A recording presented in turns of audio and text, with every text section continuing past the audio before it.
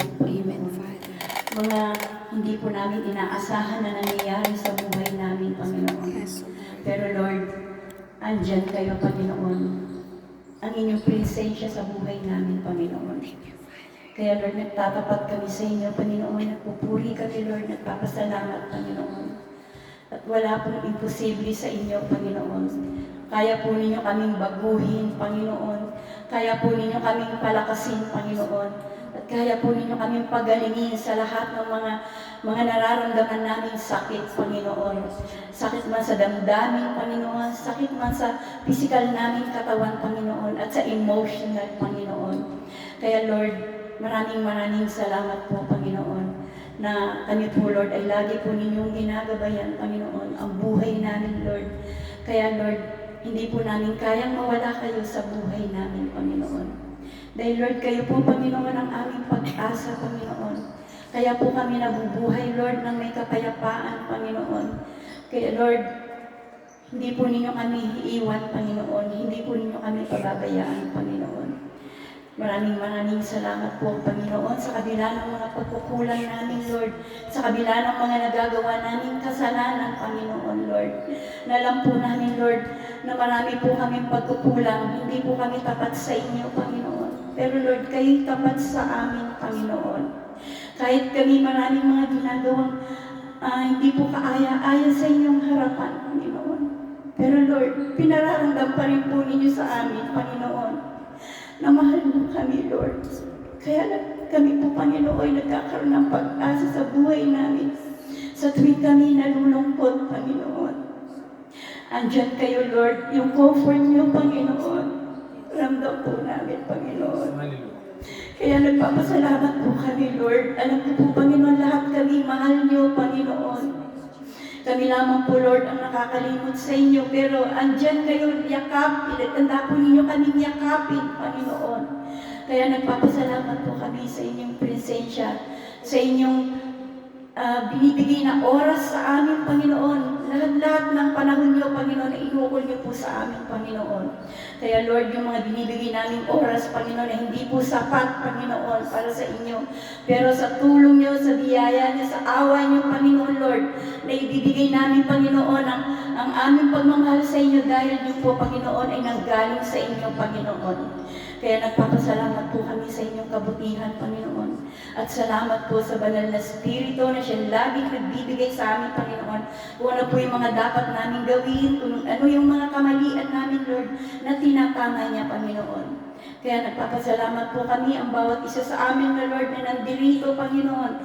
Kahit kakunti lang kami, Panginoon. Pero, Lord, lubos po kami nagpapasalamat, Panginoon, sa inyong kadakilaan, Panginoon. Salamat po sa mga inawit namin, Lord, na kanina po, Lord, ay kahit wala pa po ang aming pastor, naramdaman po namin ang inyong presensya, Panginoon, dahil kami po ay umawit. Alam po namin, Lord, na nagalak po kayo. At kami nanalangin, Panginoon, Lord, na dinako po ninyo ang aming pastor, ang aming pastora na may pag-iingat kayo, Panginoon. Kaya Lord, maraming salamat po, Panginoon.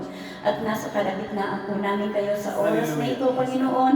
At ang aming maririnig na salita na namumutawi sa bibig ng inyong lingkod, Panginoon, Lord. Alam po namin, Panginoon, na ito po, Panginoon, ay magsilbing aral sa amin, magsilbing kalakasan ng buhay namin sa pananampalataya namin sa inyo, Panginoon. Kaya Lord, maraming salamat po, Panginoon. At gabayan po ninyo, Panginoon, ang aming pamilya, bawat pamilya namin, Lord, na dinadalangin po namin, Panginoon, na sila po, Lord, ay bigyan po ninyo sila ng kaligtasan, Panginoon, Lord. Alam po namin, Panginoon, na mangyayari o Panginoon, dahil kami po, Lord, ang inyong mga anak, Lord, ay naglilingkod ng tapat sa inyo, kaya alam po namin na ibibigay niyo po sa amin na regalo, Lord, ang pamilya namin, Panginoon, ay magkaroon ng kaligtasan, Panginoon. Dahil wala pong imposible sa inyo, Panginoon. Kaya maraming salamat po sa katapatan niyo, Panginoon. Salamat po, Lord. Ito po ang aming dalangin sa pangalan ng aming Panginoong Jesucristo, ng aming tagapagligtas. Amen and amen. Amen. Hallelujah. Praise God. Tayo po ay mga kaupunan at mga kapatid. Ito po sa aklat po ng pahayag, atin pong mababasa ito, no? Revelation chapter 19. At ito po ang sabi, mga kapatid, ng verse 1. Pagkatapos ng mga bagay na ito, narinig ko ang gaya ng isang malaking tinig ng isang makapal na karamihan sa langit na nagsasabi, Hallelujah! Kaligtasan, kaluwalhatian, at kapangyarihan ay nauukol sa ating Diyos, sapagkat tunay na matuwid ang kanyang mga paghatol. Manalangin muli tayo. Dakilang Ama, basbasan niyo po ang inyong mga salita ngayong gabi. Kayo po ang magbigay ng karunungan sa amin. Buksan niyo ang aming mga puso sa inyong ipahahayag sa tanging pangalan po ng aming Panginoong Hesukristo. Amen. Kanina pong umaga, mga kapatid, doon po sa ating pagsamba sa Northridge, kasama yung iba nating mga kapatid, natalakay po natin doon yung ikapitong tatak. Kasi, tita, yung ikapitong tatak, ito tita yung pagdating ng Panginoong Hesus para kunin ang kanyang minamahal na iglesia na ang tawag sa Bible ay bride, nobya. Yan po, Alam niyo bakit yung terminong yun, nobya? Ang ating Panginoong Hesukristo, tinawag niya na girlfriend at asawa, yung tinatawag na church, pero hindi siya denomination, Hindi po siya grupo, kundi siya po ay mga hinirang mula pa noong araw, May nakalagay po kasi sa Bible, mga kapatid, na ang mga anak ng Diyos ay hinirang noon pa. Wala pa ang lahat ng bagay, may ginawa ng paghirang ang Diyos sa atin, Mababasa natin yan sa Ephesians chapter 1. Ito po, pakinggan niyo po yung nakasulat dito sa Epeso para maging malinaw sa atin. Epeso chapter 1, at ito yung ating mababasa, mga kapatid. Sabi rito sa verse 3 nakalagay, Purihin nawa ang Diyos at Ama ng ating Panginoong Hesukristo na siyang nagpala sa atin ng mga pagpapala na ukol sa Espiritu sa sangkalangitan kay Kristo. So kung titingnan niyo po rito, may pagpapala na tayo. Amen po ba? Kapag tayo po ay na-born again, may blessing na tayo dito. Ano yung blessing, Pastor? Tayo ay kabilang na sa mga tigalangit. Tanong, Pastor, pinanganak ako sa lupa Tama mo ba? Galing ako sa mundo. Pinanganak ako ng nanay at tatay ko. Paanong tigalangit ako? Kasi ang sabi ng Bible, pansinin niyo po yung susunod na talata. Ang sabi rito, ayon sa pagkapili niya sa atin, tayo ay kanyang pinili. At sabi rito, bago itinatag ang sanlibutan. So, may nakalagay po pala, mga kapatid, na bago itinatag ang mundo, may pinili na ang Diyos. At sino po sila? Ang tawag po sa kanila ay mga anak ng Diyos. Pinili. Sabihin nyo nga po, pinili. Yan, so, pinili, mga kapatid, tayo. Hindi tayo ang pumili sa Diyos. Amen po ba? Tayo ang pinili ng Diyos. Hindi tayo ang humirang sa Diyos. Ang Diyos ang humirang sa atin. So, kaya nga, tayo ang tawag sa atin mga tinawag, tayo ay mga called out ones. May nakalagay sa Bible na alam niyo po yung salitang church, yung iglesyang salita, Di ba sa Greek, nakalagay tita sa original na salita, yung eklektus. Ang ibig sabihin ay mga tinawag. Yan, tayo po yun, tita, mga tinawag, Hindi tayo ang tumawag, kundi tayo ang tinawag, tita, Kasi, mga tupa tayo, Sino po yung pastol? Ang Panginoong Hesukristo, Tayo mga tupa. So, tita, pag pumito yung pastol, sige na, susunod tayo, Kasi, ganun, tita, calling, Kaya po, mga kapatid, Di ba, tita, may nakalagay sa Bible, siguro narinig nyo na o nabasa nyo, na di ba sa huling araw, hahatiin ng Panginoon ng mga tao, Sa kanan, mga tupa. Yung nasa kaliwa, mga kambing. Ito, mga kambing, Ganon. So, kung titingnan nyo, ang hinirang ng Diyos, mga tupa. Kaya po, itong mga tupa na to, nakabilang tayo roon, hinihintay natin yung pagdating ng pastol. Amen po ba? At isa po sa mga simbolo natin, mga kapatid, tayo po ay church o eklektus, tayo ay mga tupa. Ang maganda rito, tayo din ay nobya, Tayo po yung asawa ng Panginoon, Mayroon siyang babaeng inihanda. Kasi tita, sa Bible, ang church inahalin tulad sa babae. Ang iglesia po babae, Di ba, pag babae, ibig sabihin feminine, tita, no, sa English, no? So, bakit pastor, may mga lalaking member? Kasi simbolo nga, no? Hindi siya literal. Kasi, ang ating head, lalaki yon. Si Jesus, lalaki. Pero yung kanyang katawan, yung kanyang asawa, babae, no? Di ba kaya nga po si Adan, na mag-isa siya, tita, di ba mag-isa lang siya? Pero nung patulugin, tita, anong ginawa ng Diyos? May kinuha, tama ba? Dito sa tadyang ni Adan, kinuha ang babae, no? So, ganon din po ang church. Amen po ba? Ang church, mga kapatid, kinuha sa tadyang ni Kristo, kinuha sa tadyang ng Panginoong Hesus. Kaya na, di ba, tita, nung ang Panginoon nasa krus, bandang tadyang, sinaksak ng ano, tita? Ng sinibat. Di ba, tapos may dugong dumaloy doon sa bandang tadyang, tito, nung sibatin ng isang kawal, di ba, yung ano ng Panginoon. Kasi po, simbolo po yun, mga kapatid, no, na huhugasan, tita, yung kasalanan natin, no? Kasi, sabi nga po tayo ay mahal ng Panginoon, no? Asawa niya tayo, no? Pero, tita, wala pa yung kasalan. Mangyayari pa lang. Amen po ba, no? Kaya nga may rapture. Sabihin nyo nga po, rapture. Ang rapture, mga kapatid, hindi ko alam kung handa na ba ang church sa rapture. Kasi, tita, sabi ng Bible sa atin, ang pagdating ng Panginoon ay tulad sa magnanakaw. Opo, no? Opo, hindi natin alam kung kailan, no? Pero dapat po ba tayong handa lagi? Opo, dapat, no? Kasi naalala niyo po, di ba, yung nangyari sa Myanmar, sa Thailand, no? Di ba, mga kapatid, sabi ng Panginoon, kung kailan mapayapa, tsaka darating ang trahedya. Di ba, sabi ng Bible, kaya dapat ang tao laging handa. Tulad po ng lindol. Ang lindol, hindi naman natin inaasahan kung kailan darating yan, no? Bigla na lang yan dumarating. Tama ba, tito? Bigla yan, no?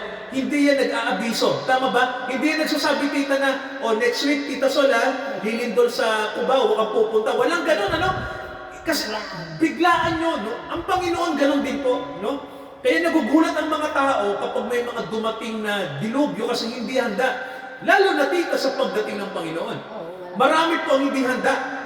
Magugulat na lang sila na dumating na ang Panginoon, kinuha niya na ang kanyang church, at marami ang mawiwindang sa oras na yon, no?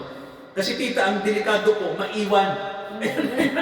Opo, yung hindi ka makasama doon sa kasalan, no? Ako man, pagkasalan, di ba, naghahanda tayo. Di ba, tita, pagkasalan, naghahanda tayo? Tita, marami naghahanda, yung pala hindi kasama. Maiiwan pala, no? Kaya po, sabi ng Bible sa atin, paano ba maging handa? So, ito po, Revelation 19, ito ang sabi, ang mga Kristiyano ay dapat maging handa. Unang-una po, sa tinatawag nating kaalaman. Sabihin nyo nga po, kaalaman. Yan, so, mahalaga po yung kaalaman kasi sabi ng Bible sa atin nakalagay, ang kaligtasan at ang kaluwalhatian at kapangyarihan ay nauukol sa ating Diyos. Ibig sabihin po, dapat malaman natin ang kaligtasan natin ay kanino galing? Tama. Yung kaluwalhatian na nasa atin, kanino din galing, tita? Yung kapangyarihan na sa atin, kanino din po ba galing? Ibig sabihin sa Diyos lahat. Amen po ba? So ang pagiging handa, dapat ang buhay natin, laging glory to God. Amen po ba? Laging ang Diyos pinupuri. Walang papuri sa sarili. Amen po ba? No? Walang ititira. No? Yung sarili natin hindi mahalaga. Amen po ba? Ang mahalaga kung ano, tita, ang ginawa nino. Tama sa atin. No? Kasi sa matagal na panahon, mga kapatid, ang tao po, mas pinahalagahan ang sarili kaysa sa Diyos. Amen po ba? So, ganun, mga kapatid. Pero ang mga totoong Kristiyano, hindi tayo ganun. Amen po ba? Hindi tayo ganun. Bagamat may panahon na parang nagiging makasarili tayo. No? Pero sa huli, hindi na natin gagawin. No? Kasi may realization, tita. Tama, no? Dahil ang Holy Spirit nasa atin, no? At ang sinasabi niya, anak, nakalimutan mo yata mag-pray. Hindi kaya pinagbasa ng Bible. Hindi mo kinausap ang Diyos. Ganun. So, sabihin nyo nga po, realization. Yan, so mahalaga yan. Ano? Kasi sabi ng Bible sa atin, nagpupuri ang mga anghel sa langit kapag ginululuwalhati natin ang Diyos. No? Sa lahat, tita, ng kanyang gawa sa atin. Amen po ba? Kaya tama, tita, no? Sa totoo lang, wala naman tayong kayang gawin, no? Ang Diyos po ang gumawa para sa atin. Di ba, tita? No? Siya ang lahat ng gumawa, no? Kumbaga tita, hindi tayo nag-effort. Opo, siya yung nag-effort at sinusunod lang natin yung kanyang sinasabi, no? Kaya ang sabi rito sa atin nakalagay, matuwid ang kanyang paghatol. Ito yung ikalawa, no? Bukod sa kaalaman na ang Diyos ang dapat purihin natin, ikalawang bagay po nakalagay din sa Bible na darating yung kanyang paghatol. Sabihin nyo nga po, kahatulan. Kahatulan. Yan. Kasi di ba tita, sa matagal na panahon, ang mga tao, lagi ganito sinasabi, mahal naman ako ng Diyos, naiintindihan naman ako lagi ng Diyos. Di ba ganon? Hindi na lang ako mananalangin, okay lang naman yan, naiintindihan naman yan. Well, mga kapatid, ito yan, kung mahal mo ang Diyos, magiging tapat ka sa Kanya. Amen po ba? Amen. Kasi di ba tita, sabi ko nga kanina, ang ating relasyon sa Diyos, boyfriend natin si Jesus. Amen po ba? Tayo ang girlfriend. Di ho ba, tita, sino rin, nung bago kayo mag-asawa ni Tito, di po may ugnayan kayo? O di ba? Nagde-date po ba kayo? Hindi kayo nagde-date, tita? O wala, no? Ibig sabihin ng date, tita, may nag-uusap. Ayun, mayroong tita, yung ugnayan. Oo, ganon, Sa totoo lang po, dito sa lupa kasi, nagkakaroon, di ba, kasi tita, alam niyo po, sa usaping relasyon, dito sa lupa, anino lang to tita. Hindi pa ito yung relasyon talaga, di ba? Di ba ang ating karelasyon, asawa natin, tao, kapwa, hindi naman tayo perfecto, di ba? Nagkakaroon ng sigalot. Pero ito, mga kapatid, meron pong perfectong relasyon. Pagdating sa Diyos. Yun yung tito sinasabi natin, Dito kasi sa lupa, ang relasyon natin hindi perfecto. Pero yung pala tita, mayroon lang pinakikita ang Diyos, no? Kung bakit mahalaga ang relasyon kasi magpapadala siya ng perfectong relasyon. Amen po ba, no? At yung relasyon na yan ay yung relasyon natin, kanino tita? Sa Diyos, no? Yung relasyon natin mismo sa Kanya. Kaya ang sabi rito mga kapatid, bakit dumarating yung paghatol? Kasi tita, ganito, yung relasyon sa Diyos hindi ginagampanan, no? Kumbaga po, ito tita, ano tita ang dating? Halimbawa, si Tito, may ng babae, halimbawa, no? Hindi kayo, kumbaga po, yung usapan niyo doon sa altar, hindi niya ginawa. Anong kadalasan nangyayari, tita, pag hindi tapat? Tama, no? So, sabi ng Panginoon dito nakalagay, matuwid ang kanyang hatol sapagkat hinatulan niya ang bantog na patotot. So, ito po yung ikalawang bagay, no? Sabi ng Panginoon, tita, magpapadala ang Diyos ng katarungan, judgment. Kanino? Sa mga tama. At ito, tita, malupito. Sa mga church, sa mga simbahan na hindi naging tapat sa kanyang salita, no? Ibig sabihin, tita, ang tawag sa kanila, prostitute. Kasi Tito, ganito, ang Panginoon, sabi nila, karelasyon nila. Pero nakikipagrelasyon sila sa mga bagay ng mundo. Naintindihan niyo po, no? Kung mga kapatid, dapat pag-church tayo, unang-una, pinawalang sala. Tama po ba? Ikalawa, namumuhay tayo ng may kabanalan. Amen po ba? No? So, ibig sabihin ng banal dito, at as much as possible, huwag kang sasama sa agos ng mundo. Tama, no?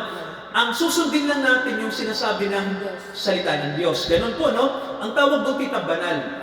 Pero sabi din ng Bible, bukod sa tayo ay mamuhay ng may kabanalan, may sinasabi rin na tayo ay mabautismuhan ng Holy Spirit, no? So kung titignan nyo, ganun katindi mga kapatid, no, yung relasyon sa Panginoon, di ba?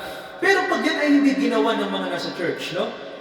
Binaliwala nila yung pagpapawalang sala, tita, binaliwala yung pamumuhay ng kabanalan, binaliwala yung bautismo sa Holy Spirit. Anong mangyayari? Wala, di ba? Ang tatawagin tayong prostitute kasi ibig sabihin noon, hindi tayo naging tapat sa Panginoon, no? Kundi tayo ay nakipagrelasyon sa iba, sa mundo. Kaya tita, sabi rito, no, darating yung hatol sa kanila. Kaya nga, nakakatakot kasi mga kapatid, ito, ang hatol darating hindi muna sa mga taong nasa labas. Tama po ba? Ang unang hahatulan yung mga nasa loob. Yung mga kapatid, no? Yung mga nagsasabing Kristiyano na hindi naman pala, no? Hindi totoo sa puso nila yung kanilang sinasabi, no? So, sabi nga dito, hahatulan sila, sabi rito, sapagkat dahil sa kanila, tingnan niyo pong sabi, nagpasama sa lupa ng kanyang pakikiapid. Ibig sabihin po, tita, lalo bang dumami ang kasalanan, tita, di ba? Kasi, di ba, tita, pag ikaw namumuhay ka ng unfaithful, no, hindi ka tapat, ano bang mangyayari, tita, sa pamilya pag hindi tapat ang karelasyon? Magulo. Magulo. Tama mo ba?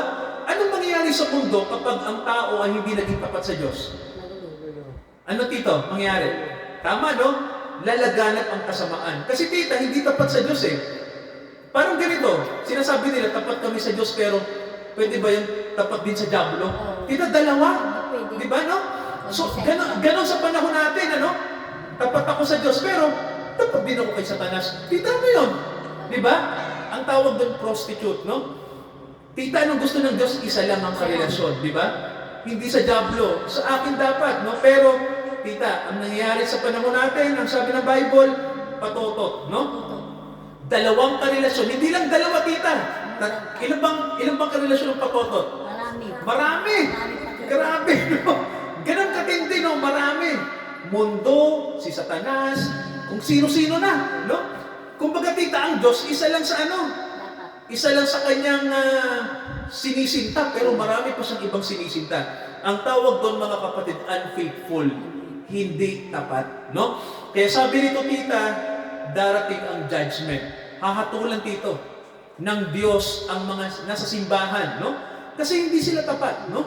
Kaya sabi rito, mga kapatid, iginanti niya ang dugo ng kanyang mga alipin. Kasi itong problema, mga kapatid, no? Kung sino pa yung church, kita, sila pa yung umuusig sa mga totoong Kristiyano. Alam niyo ba nangyari po yan, no? Tito, kung sino pa yung mga nasa simbahan, inuusig yung mga naniniwala sa salita ng Diyos. Di mo ba nangyayari yan, mga kapatid, no? Kaya ano po, nakakalungkot, no? Na hindi alam ito ng mga nasa simbahan kasi hindi sila bumabalik sa tinatawag na, tita, yung kahalagahan ng, sabihin nyo nga po, salita ng Diyos. Yan, ano? Doon dapat tayo bumalik sa salita ng Diyos. Ano ang sinasabi ng Bible? Nakalagay ba sa Bible to? So, kung nakalagay, ano ba ang dapat natin gawin, no? So, gawin natin, sundin natin kasi mga anak tayo ng Diyos eh, di ba? Hindi naman tayo anak ng mundo. Kaya lang, yun nga, sa panahon natin, hindi ginagawa yan, no? Ang katapatan ng mga Kristiyano, yung nagsasabi Kristiyano daw, tapat daw sa Diyos, pero tapat din sila sa mga bagay ng mundo. Isa lang po ang katapatan natin. Amen po ba? Kanino po dapat? Kay Diyos, sa Diyos. Tapat lang tayo dapat sa Diyos. Ikatlong bagay, mga kapatid, ito maganda. Sabi dito sa verse 7, basahin ko po dito, nakalagay, tayo'y magalak at magsayang mainam at siya'y ating luwalhatiin sapagkat dumating ang pagkakasal ng kordero at ang kanyang asawa ay nahahanda na. Ayan, sabihin nga natin, mga kapatid, paghahanda. Ayan, so sabi rito, mga kapatid, no, magalak tayo at magsaya. So dito kita yung maganda, no? Maganda to kasi sa panahon na to, mga kapatid, no, kukunin ng Panginoon yung babaeng pakakasalan niya. Amen po ba? No, kukunin niya yon. At etong maganda rito nakalagay, ang sabi, mga kapatid, handa na ang kanyang asawa. So may tanong po ako, handa na ba tayo na magpakasal sa Panginoon? Dapat handa tayo. Dapat handa tayo, no? Kasi anytime dito, kukunin tayo. No? Anytime, no? Mamaya natutulog kayo sa inyo, no? Kung nasang lugar ka, no, darating yung pagkuha ng Panginoon, ano? At mga kapatid, sa totoo lang, ang pagkuha ng Panginoon dapat ngayon na. Pastor, paano yun? Dapat sa spiritual, di ba, tita? Dapat 18 na tayo. Amen po ba, no? Kumbaga po, engage na. Di ba, tita, ano ba yung, alam niyo ba yun? Engagement? Oo. Ibig sabihin, tali ka na. Nakatali ka na dapat sa kanya, no? Huwag ka nang hihiwalay. Kasi anak ka na niya eh, di ba? Ikaw ay itinalaga na sa kaligtasan. No? Kaya ang sabi rito, dumating na ang kasalan ng kordero at ang kanyang asawa ay nahahanda na. Ano sabi ng verse 8? At sa kanya ipinagkaloob na damitan ang kanyang sarili ng mahalagang lino. Kita pagkasalan, anong suot? Pagkasalan. Formal. Formal, no? Ano yung sinusuot ng babae? Blue. Tama, no? White gown. Opo, gown, no? At noong ancient times, ang tawag ay fine linen, no? Maputing damit, mga kapatid, no? At ang sabi rito, makintab at tunay sapagkat yung damit na yon, ang sabi, siyang katuwiran ng mga banal. Okay, may tanong ako, mga kapatid, no? Sino ba yung sinusuot natin kapag tayo ay nabaptize? Sino, tita? May sinusuot tayo eh. Bautis. Alam niyo kung sino? Di ba? May nakalagay sa Galatia. Ito po, pakinggan nyo, no? Yung nakasulat sa Galatia. Sabi sa Galatia, ito po yung mababasa natin. Basahin ko lang po ito. Galatia chapter 3. At ito ang sabi, mga kapatid, no? Wait lang po. Okay, Galatia chapter 3. Okay, at basahin ko po yung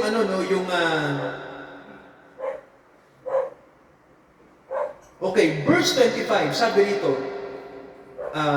verse 26, sapagkat kayong lahat ay mga anak ng Diyos sa pamamagitan ng pananampalataya kay Kristo Jesus, sapagkat ang lahat na sa inyo'y binautismuhan kay Kristo ay ibinihis si Kristo. Ayan, ano? Amen ba ron, no? So, sino tita yung binihis natin? May damit tayo. Sino po? Tama. Ang Panginoon po yun, ano? Yung damit pala tita na tinatawag na maputing damit, ano pala yun? Ang Panginoon pala, yung salita niya. Amen po ba? Kasi tita, sa Bible, ang tawag kay Jesus ay salita ng Diyos. Amen po ba?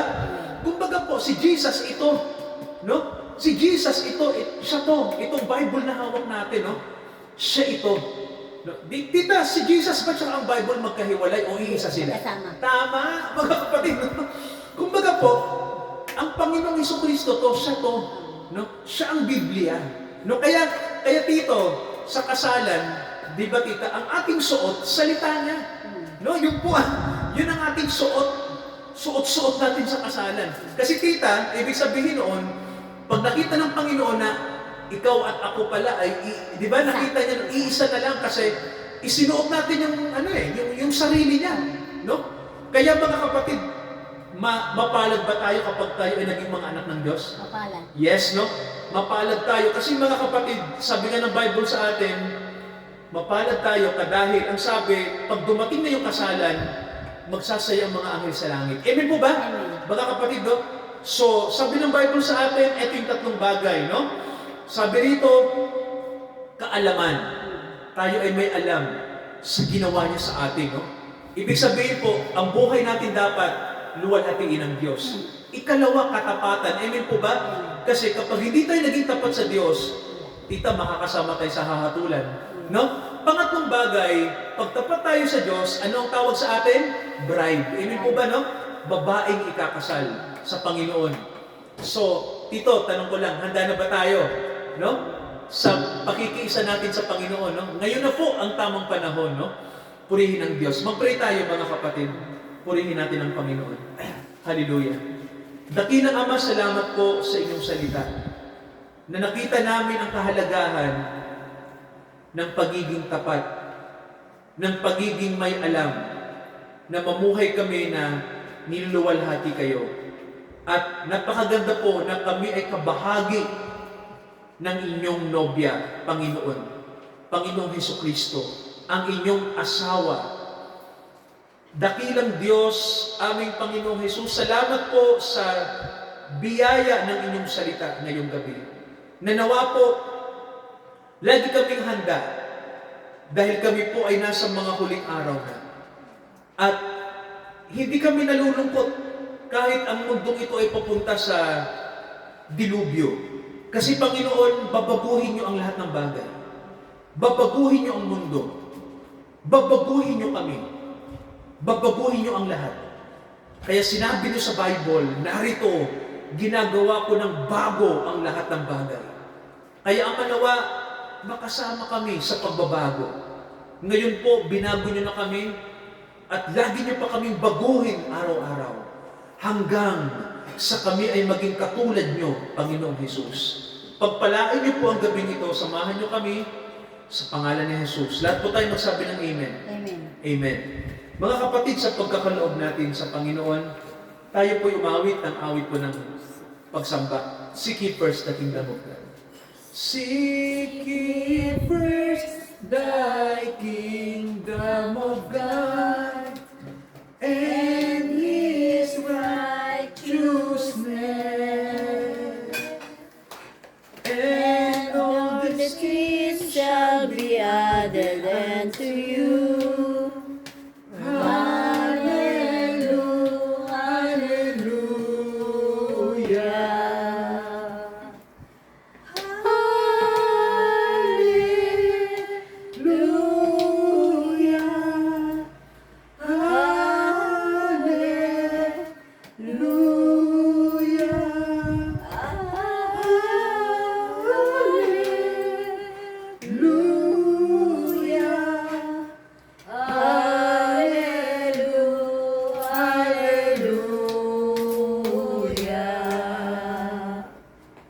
Manalangin tayo.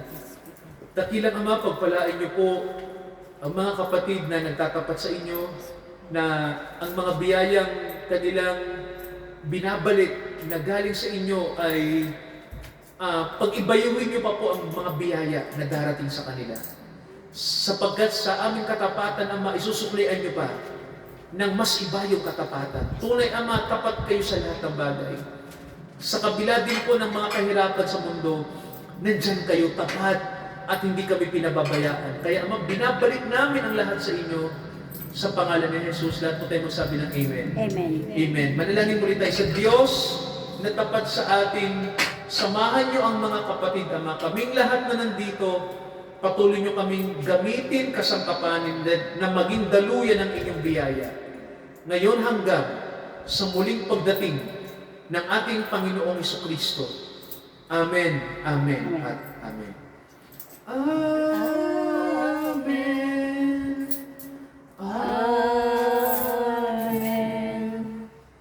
Amen. Amen. Mabiyayang gabi po mga kapatid sa ating lahat. Pagpalain po tayo.